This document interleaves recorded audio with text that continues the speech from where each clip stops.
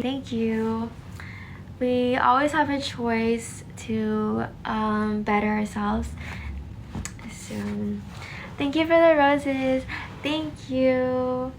And it doesn't really help to, wallow in your pain, because you kind of close opportunities to attract abundance and positive events, experiences, because when you operate, out of a really pessimistic, sad, or unhappy state of mind, or out of fear, it's going to suppress your quality of life. It's going to just hinder everything. So be sure to always look at this, the silver lining. Be sure to look for the light in every situation that you're in. A lot of things will come your way to kind of test your strength, and you should always look at it as an opportunity to be stronger, whatever comes your way. Thank you so much for the roses. Thank you. And that way you'll become more and more resilient. The more you choose to react with peace, the more you choose to react with love instead of anger. The more you react with anger, the more solidified that part of your brain becomes, and you'll always want to choose anger and aggression. So you don't want to grow that part, because the more you grow that part, the lower your consciousness becomes.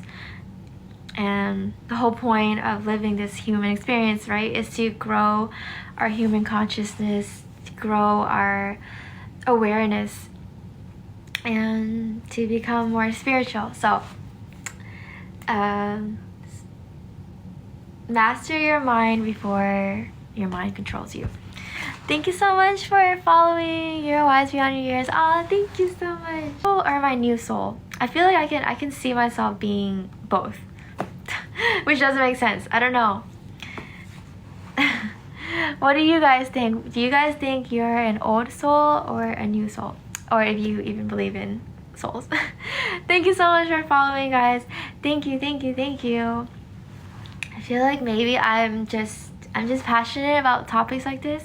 So I very well could be a new soul, and then you definitely can just become, wise really quickly when you are so laser focused on growing your spirituality. And this orange heart right here, it helps me out so much.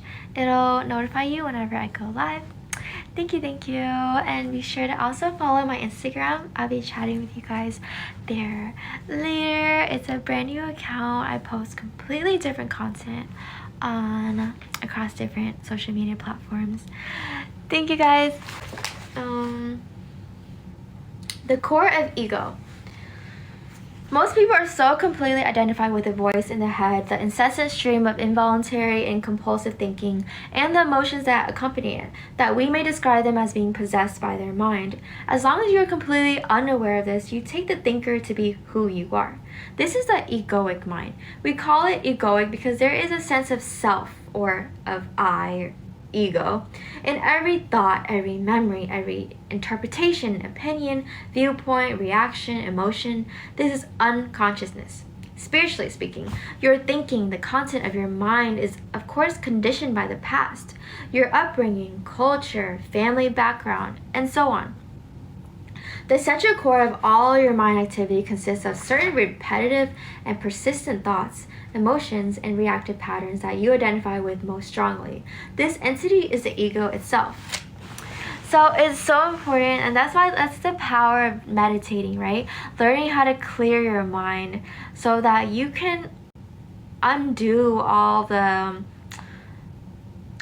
repetitive habits that you may have, the repetitive ways of thinking, and even the brainwashing that you might have had to endure. Maybe you're born into a certain belief system that was forced onto you. All of that.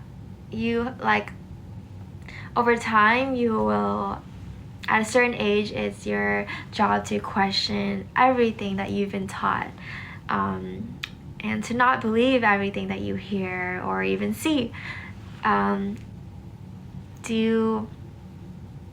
to become a critical thinker and to never stop learning. Our goal is to really be, we should strive to be everyday learners, and we have to always question everything, including ourselves, our own mind, especially our own mind, actually, because we don't want to be caught up in the same endless loop. Because you can literally create hell on earth through just your mind. And yeah, unfortunately, we typically are our own demise, our own turmoil. We created ourselves through just our mind. And you know how they say you suffer more in your mind than you ever do in reality. Thank you so much. Thank you for the roses. Wow, so good. Thank you. Thank you for following, guys. Thank you.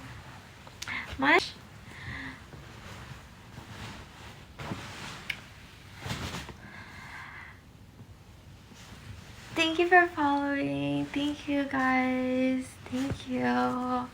We are at 206 new followers.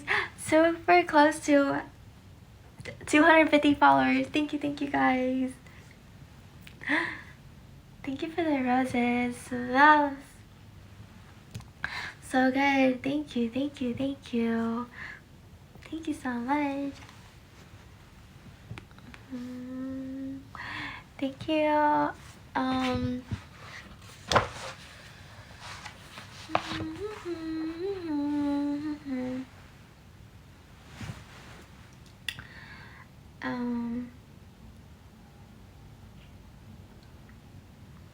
Thank you for the roses. Wow, so good. Thank you. Thank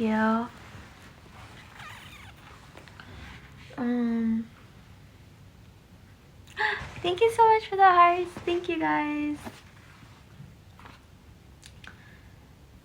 Let's see.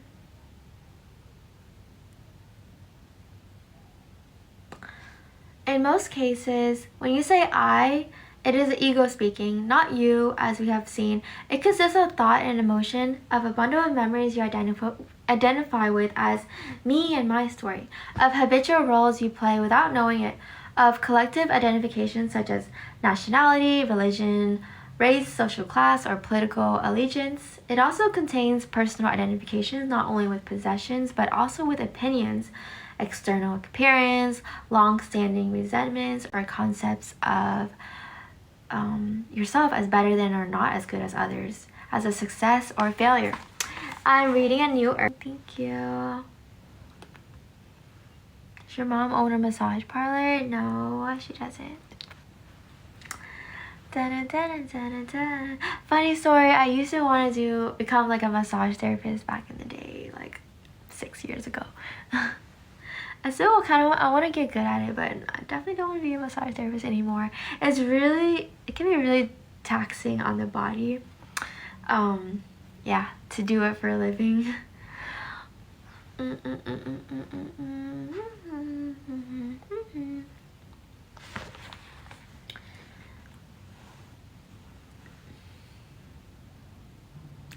Thank you for the roses, guys. Thank you. Be sure to follow me if you want to see me tomorrow.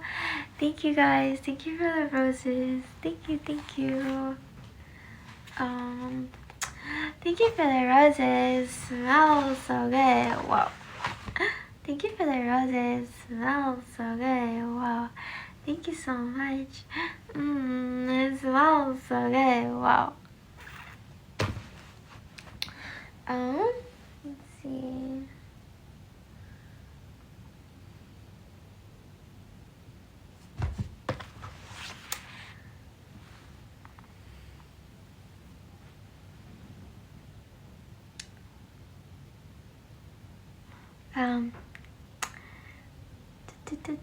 Thank you. The content of the ego varies from person to person, but in every ego the same structures operates. In other words, ego only differs on the surface. Deep down, they are all the same. In what way are they the same? They live on identification and separation. When you live through the mind-made self comprised of thought and emotion, that is the ego, the basis for your identity is precarious because thought and emotion are, by their very nature, ephemeral, fleeting. So every ego is continuously struggling for survival, trying to protect and enlarge itself, to uphold the I thought. It needs the opposite thought of the other. The conceptual I cannot